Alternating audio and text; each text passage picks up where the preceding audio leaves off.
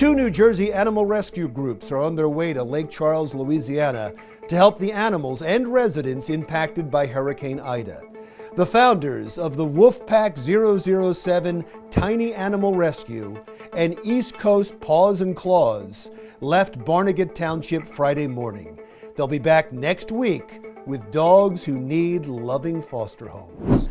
Welcome back to Jersey Matters. September is Prostate Cancer Awareness Month. Did you know that prostate cancer is the second leading cause of cancer death among American men? Jersey Matters' Jennifer Marin spoke with a urologist who tells you everything you need to know to protect yourself or the men in your life. Jennifer. Larry, apart from skin cancer, prostate cancer is the most common cancer among men. Now, it can be treated successfully, but the key is to catch it on time.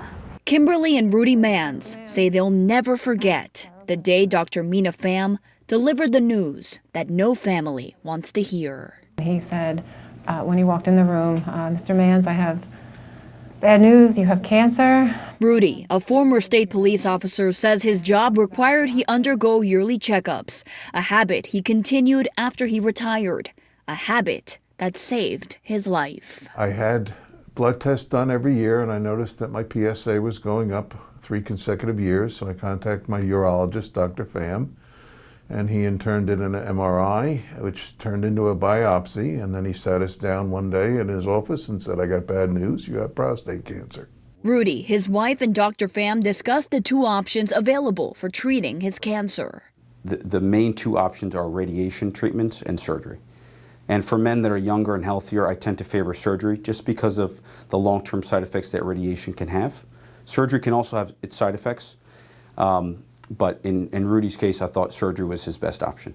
Rudy says that to some degree, he felt scared, but that Dr. Pham's plan gave him a sense of peace. There's always fear when you hear cancer, but with Dr. Pham, he was very reassuring, and he's very confident when he speaks, so I couldn't help but feel that he was on top of it already. Thankfully, Rudy's surgery was a success. It was just the best news. We felt like we could live again, and we just look at life a lot differently now. According to Dr. Pham, 1 in 8 men in their lifetime are diagnosed with prostate cancer. Rudy was one of those men, but thanks to his consistent checkups, he's been cancer-free for over a year and has this advice. If you want to be alive and watch your grandkids and maybe your grandkids' kids stay around for a few more years, then just get a PSA test.